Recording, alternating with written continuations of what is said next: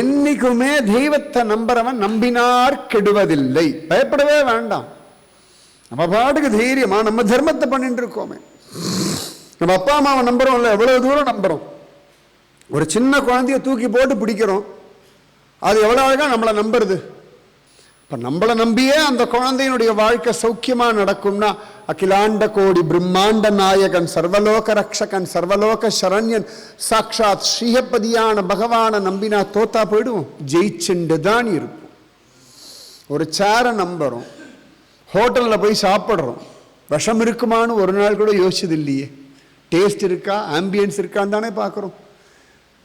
5 star ஹோட்டலா 3 star ஹோட்டலா சௌக்கியமாக இருக்குமான்னு பார்க்குறோமே ஒழிய, ஒரு வேளை விஷம் வச்சிருந்தான்னா மேனேஜர் இங்கே வா கொஞ்சம் சாப்பிட்டுட்டு காமின்னா சொல்கிறோம். முன்ன பின்ன தெரியாத பல கோடி பேரை நம்ப முடியும்னா பகவானை நம்புறதுக்கு என்ன? அவன் தான் ரக்ஷகன்னு சொல்லி பலவிதமாக நிரூபணம் ஆயிருக்க. நம்ம வாழ்க்கையிலேயே சுவாமி பல தடவை தான் காப்பாற்றுறேன்னு நிரூபணம் பண்ணியிருக்காரு.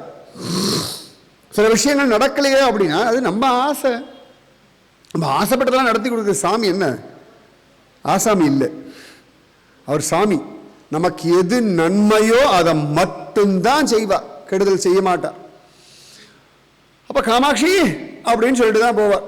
இங்கே உட்காந்து அம்மா காமாட்சி, இவ்வளவுதான். தண்ணி குடிச்சாலும் காமாட்சி அப்படின்னு, சாப்பிட்டாலும் காமாட்சி, அவ்வளவுதான். ஜபிக்கிறதுக்குன்னு தனியா ஒரு நேரம் காலம், ஒரு ஜபமாலை, கவுண்டிங் மிஷின் எதுவுமே அவசியம் இல்லை. இதெல்லாம் இருந்தால் அடுத்த வாருக்கு தெரியும் ஜபிக்கிறாளா அப்படின்னு கேட்பா. எவ்வளோ ஜபிக்கிறேள் அப்படின்வா. நீங்கள் பாட்டுக்கு மனசுக்குள்ள ஜபிச்சாலும் யாருக்கா தெரிய போகிறதா? Easiest option. யாருக்கூட பேசுகிறோம், ரொம்ப போர் அடிக்கிறாரே அப்படின்னு மனசுக்குள்ள நினைக்கிறோம் இல்லை, ஆனால் வெளில சொல்ல மாட்டேங்கிறோம். ஆனால் உள்ள ஆமாம் ஆமாம் அப்படின்றோம் இல்லை, அவர் எப்படி ரகசியமாக இருக்குது. அதுபோல் நாம் ஜபிக்கிற ஜபம் நம்முடைய பக்தி ஹிருதயத்துக்குள்ள இருக்கக்கூடிய தெய்வத்துக்கு தெரிஞ்சா போதும். யாருக்கும் நாம் பக்தன் பக்தை அப்படின்னு ப்ரூவ் பண்ண வேண்டிய அவசியமே கிடையாது. அப்ப அவர் பாட்டுக்கு காமாட்சின்னு உட்காந்துக்கிறார், எழுந்துக்கிறார், இப்படி போகிறார். சந்தையில் போய் எல்லா மூட்டையும் திறந்து வச்சாச்சு. நல்லா ஜோரா வெயில், நிறைய பேர் வந்திருக்கா. திடீர்னு எங்கிருந்தோ ஒரு மேகம் திரண்டு வந்து ஜோன்னு மழை கொட்டு கொட்டு கொட்டுன்னு கொட்டித்து. திடுதுப்புன்னு ஒரு மழை. அங்கே பெருசாக ஒன்றும் ஷெல்டர்லாம் கிடையாது, இதுங்கிறதுக்கு இடமும் இல்லை. அதுக்குள்ளே உப்பு தாங்குமா? எல்லா உப்பும் கரைஞ்சி போச்சு, சகலமும் கரைஞ்சாச்சு. இவருக்கு ரொம்ப கோபம், உப்பு வியாபாரிக்கு. காமாட்சி உன்னை நம்பினேனே, கெடுத்தியே, மழை வருது முன்னாடியே காட்டியிருக்கப்படாதா, நான் இன்னைக்கு உப்பு விற்க போகாமல் இருந்திருப்பேன், என்னெல்லாமோ ஒருபாடு பேசிட்டு இருக்கார். பல விஷயங்களில் நாம் தெய்வத்தை நிறைய திட்டுவோம், தெய்வம் ரிப்ளையே பண்ணாது, அமைதியாக தான் இருக்கும். நம்மளை மாதிரி டென்ஷன் ஆகி எதுக்கு பண்ணேன் தெரியுமா அப்படின்லாம் சொல்லவே சொல்லாது. நீ புரிஞ்சுக்கோன்னு விட்டுடும், அதான் தெய்வம். நம்மளை மாதிரி எல்லாத்துக்கும் டென்ஷன் ஆகி அறிவு இருக்கா உனக்கு சொல்லி தொலை கேளு அப்படின்லாம் சொல்லவே சொல்லாது.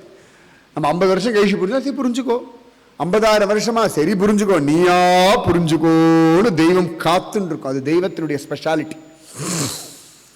அப்ப இதெல்லாம் கரைஞ்சு போயிடுது, ரொம்ப துக்கம். இவர் பாட்டுக்கு சாயங்காலம் ஆயாச்சு, எப்படி வர புலம்பிண்டே வர, காமாட்சி திட்டின்றே வர. நீ தான் தெய்வம் நம்பின்னு வந்த, இன்னைக்கு எல்லாம் போச்சு போ, என் உப்பெல்லாம் கெடுத்தாய், வாழ்க்கையை கெடுத்தாய், இன்னைக்கு லாபம் கெடுத்தாய், என்னெல்லாம் நம்ம சொல்ல வேண்டாமே, என்னெல்லாம் உண்டோ எல்லாம் சொல்லியாச்சு. இவர் அந்த காட்டு வழியாக வரார். சந்தியா காலம் ஆயிடுத்து. அப்போ திருடர்கள்லாம் இப்படி பார்த்துட்டு இருந்தாலாம். வந்துட்டாரா, வெடியை கொளுத்தி போடுறான்றான். கொளுத்தியாச்சு, போட்டால் வெடிக்கணுமே, அது புஷ்ஷுன்னு போயிடுது. செம்ம கடுப்பு ஒன்று. என்னடான்னு பார்த்தா அது மழையில் நனைஞ்சிருக்கு, அந்த வெடியும் மழையில் நனைஞ்சிருக்கு, வெடிக்க மாட்டேங்கிறது. இவங்களுக்கு பெரிய டென்ஷன், என்ன பண்ணுறதுன்னு தெரியலை. ஆவுன்னு கத்துறானுங்க. இவருக்கு அதெல்லாம் காதில் விழுறது. எத்தையோ அவனோ கத்துறான்னு போயிட்டு இருக்கார், கவலையே இல்லாமல், பயமே இல்லாமல். அப்போ அவரை தான், ஏய் தாத்தா எங்கே பணம்? அட போடா, எல்லாம் மழையில் போச்சு. பணமா? பேத்தர், நீ வச்ச வெடியே வெடிக்கலை, எங்கள் உப்பு எங்கடா தாங்க போகிறது அப்படின்றார். அவன் வெடி போட்டதுனால அவர் பார்த்துருக்கார். நீ போட்ட வெடியே வெடிக்கல, இல்லை உப்பு வேற நிற்குமா? எல்லாம் கரைஞ்சி போச்சு போ, எல்லாம் அவ கெடுத்தா, காமாட்சி கெடுத்தா அப்படின்ட்டான். உடனே அந்த திருடர் கூட்ட தலைவன் சொன்னானா, ஓ நல்ல நேரம், மழை பெஞ்சது, உசுரோட போறாய், இல்லாட்டி கழுத ஒரு பக்கம் ஓடி இருக்கும், பணம் ஒரு பக்கம் போயிருக்கும், நீ ரொம்ப பிடிங்கிறதா உன்னை குத்தி கொண்டு இருப்போம். ஏதோ மழை பேஞ்சுதோ, வெடிக்கலை, உப்பு கரைஞ்சதோ, பணம் இல்லை, உசுராவது மிச்சம் போ அப்படின்னா. அப்பதான் அவருக்கு மண்டையில் உரைச்சது. ஒருவேளை மழை பெய்யலைன்னா, உப்பை வித்திருந்தாருன்னா, பணம் வந்திருந்திருந்தா எல்லாம் உள்டாவா மாறி இருக்கும், சகலமும் போயிருக்கும். இவாளோட அவரால் போராடவும் முடியாது, அடி உத குத்து வேற வாங்கியிருக்கணும். இது பெரிய கஷ்டம் என்னன்னா, பணம் எல்லாம் கஷ்டப்பட்டு உழைச்சி சம்பாதிச்ச பணம் எல்லாம் இவன் திருடிட்டு போயிடுவான், அது வலி வேற இருக்கும். அப்போ ஓடு அழுதாராம். அவனுக்கு பார்த்தான், சரி கிழவனுக்கு ஏதோ டென்ஷன் ஆகிட்டான், அழகான்னு ஓடி போயிட்டான். காமாட்சி மன்னிச்சுடு மன்னிச்சுடு மன்னிச்சுடுன்னு அழறாரான். ஏன்னு கேட்டால், மழை பெய்யலன்னா எத்தனையும் நடந்திருக்குமே. ஒரு மழை பிழிஞ்சதுனால கொஞ்ச நேரம் தான் பெஞ்சது, அது எல்லாம் போயிடுதுன்னு நினச்சேன். ஆனால் என் உசுரை காப்பாற்றிட்டியே. உசுரோட நான் இருந்தால் தானே அடுத்த வேலை பண்ண முடியும். உசுரோட இருந்தேன்னா அடுத்து வேற ஏதான ஒரு காரியம் பண்ணியாவது வாழ்ந்துடலாம். உசுறு போச்சுன்னா, கை கால் போயிடுத்துனா, இந்த கழுதை போயிடுத்துனா, கழுதிக்கு எங்கே போவார் அந்த வயசில்? அவர் எங்கே போய் தேடுவார் கழுதியை? அப்போ பகவான் தெய்வம் தெரிஞ்சுதான் ஒரு காரியம் நம்ம வாழ்க்கையில் பண்ணுறது. நமக்கு ஏதாவது ஒரு ஆக்சிடென்ட் ஆச்சுன்னா கூட காரணம் உண்டு. எங்கேயாவது அவமானப்பட்டோம்னா அதில் ஒரு காரணம் உண்டு. இப்போ துருவனுக்கு அவ்வளோ அவமானம் வரலை வச்சுக்கோங்களேன், சத்தியமாக ஹரிய தேடிட்டு போயிருக்க மாட்டான். பிரகலாதனுக்கு அத்தனை தூரம் அவன் டார்ச்சர் பண்ணலைன்னா சத்தியமாக நரசிம்ம பக்தின்னு ஒன்று வந்திருக்காது. அப்போ நம்ம வாழ்க்கையில் நடக்கிறது எல்லாத்துக்கும் ஒரு அழகான காரணம் உண்டு. மகாபரிவாத சொல்லிட்டு சொன்னாராம், அப்போ ஒரு உப்பு வியாபாரிக்கு என்ன பண்ணணும்னு தெரிஞ்ச காமாட்சிக்கு உனக்கும் என்ன பண்ணணும்னு தெரியும்ல அப்படின்னு விட்டாராம். அவ்வளோதான் கதையை சொன்னார். கடைசியில் அந்த வார்த்தையை சொன்னார். வந்தவர் அப்படியே பெரியவா திருவடியில் விழுந்தாராம், கதறி அழுதார்.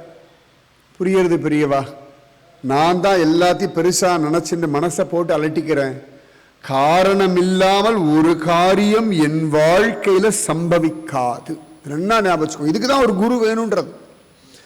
ஒரு காரணம் இருக்கு, காரணம் இல்லாமல் ஒரு நஷ்டம் இல்லை, காரணம் இல்லாமல் ஒரு அவமானம் இல்லை, காரணம் இல்லாமல் ஒரு வியாதி இல்லை, காரணம் இல்லாமல் ஒரு பிரச்சனை இல்லை, காரணம் இல்லாமல் ஒரு போராட்டம் இல்லை.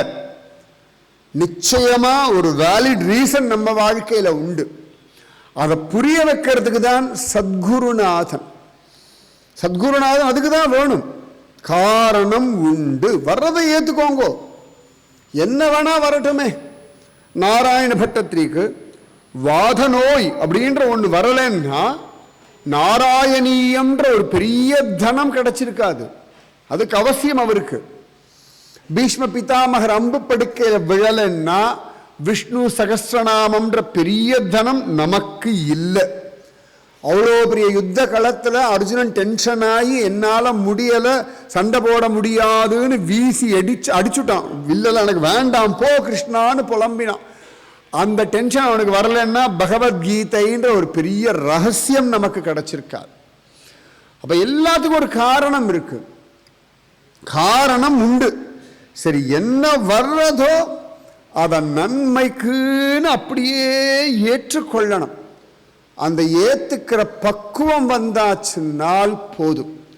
இந்த பக்குவத்தை கொடுக்கறதுக்குத்தான் சத்குரு. அதனாலதான் அபார மகிமா குரு மகிமா, அதி அதி அபார மகிமா குரு மகிமா. இந்த குரு மகிமை இருக்கு பாருங்க, அதை நம்மளை நிஜமாவே காப்பாத்தின்னு இருக்கு. நம்முடைய பலத்தை காட்டிலும், நம்முடைய பூர்வ ஜென்ம பிராரப்த கர்மாவை காட்டிலும் நம்ம கூட இருந்து நம்மளை ரட்சிக்கிறது சத்குருநாத கிருபை. நம்ம பாரத தேசத்தில் அத்தனை மகாத்மாக்கள் அவ்வளவு அழகா தபஸ் பண்ணிட்டு இருக்கா, தபஸ் பண்ணியிருக்கார்கள். அந்த தப்போபலம் தான் நம்மளை காப்பாத்தின்னு இருக்கு. இந்த தேசத்துல நிறைய பேர் நிறைய விஷயங்களை கொள்ளையடிச்சுட்டு போயிருக்கா. ஆனால் இந்த தேசத்தினுடைய தபசு சக்தி இருக்கு பாருங்க, அந்த தப்போபலத்தை மட்டும் இன்னி வரைக்கும் ஒரு பய கொள்ளையடிக்க முடியுது. அதனால தான் இப்பொழுதும் அயோத்தியாவில் ராமர் கோவில் கட்டின்னு இருக்கோம். நன்னா ஞாபகம், தப்போபலம். இவ்வளவு வருஷம் ஆன பிறகு கூட அங்க ராமன் இருந்தான் ப்ரூவ் பண்ண முடியறதுன்னா, ஏதோ சாப்பிட்டுட்டு தூங்கிட்டு டிவியில நியூஸ் பார்க்குற நம்மளை நம்பி ராமன் கோவில் கட்டலை. அங்க தபஸ் பண்ண தபஸ்விகளுடைய தப்போபலம் துளசிதாசர் அன்னைக்கு அவர் எழுதிய ராமச்சரித்த மானசம் எல்லாம் ப்ரூஃப். ராமன் இருந்தான்றதுக்கு ப்ரூஃப் எங்கடான்னா வால்மீகியில ஆரம்பிச்சு கம்பர்லிருந்து துளசிதாசர்லிருந்து ஆழ்வார்கள் பிரபந்தங்கள்ல இருந்து இத்தனையும் கோர்ட்ல ஏறி ராமன் இருந்தான் சொன்னதுனால இன்னைக்கு வேற வழியே கிடையாது. எஸ், ராமா எக்ஸிஸ்டிங் தான், உண்டுன்னு சொல்லி கோவில் கட்டின்னு இருக்கும். இதுக்காகவே பகவான் இவ்வளவு ப்ரூஃப் வச்சிருக்கான் பாருங்க. ஒரு ராமன் உண்மையா கற்பனையான ஒரு அஃபிடவிட் அவ போடலைன்னா இவ்வளவு ப்ரூஃப் உண்டுன்னு நம்ம யாருக்கும் தெரிஞ்சிருக்காது. ராமர் பாலம் பொய்ன்னு சொன்னா ரொம்ப சந்தோஷம். அதனாலதான் எல்லாரும் ராமர் பாலம்னா என்னன்னு தெரிஞ்சுது. இல்லாட்டி உபன்யாசம் பண்ற ஒரு 10 பேருக்கு தான் தெரியும். அவ சொல்றா சரி ஏதோ ராமாயணத்துல இருக்குன்னு விட்டுட்டு போயிருப்போம். இப்ப ஆளாளுக்கு ஆராய்ச்சி பண்றா, ராம் சேதுன்னு படம் வரைக்கும் எடுக்கிறான்னா இந்த சத்தியத்தை இல்லேன்னு ஒருத்தன் சொல்லணும், இருக்குன்னு 100 பேர் சொல்லணும். அதனால யாரெல்லாம் தெய்வம் இல்லைன்னு சொல்றானோ அவனும் நமக்கு சகாயம்தான் பண்றான். நன்னா ஞாபகம் வச்சுக்கோங்க. சனாதன தர்மத்துக்கு எதை பண்ணாலும் அதுக்கு அது பிரயோஜனமா முடியுமே ஒழிய ஒரு நாளும் கெடுதலா ஆகவே ஆகாது. இதுதான் சனாதன தர்மத்தினுடைய விசேஷ பலம். இது ஃபீனிக்ஸ் பறவை மாதிரி. இது முடியறதுன்னு நினைக்கும் பொழுதெல்லாம் விஸ்வரூபம் எடுத்து நிற்கும். இது இல்லைன்னு நினைக்கும் பொழுதுதான் எரிமலையா கொந்தளிச்சு அப்படி வெடிக்கும்.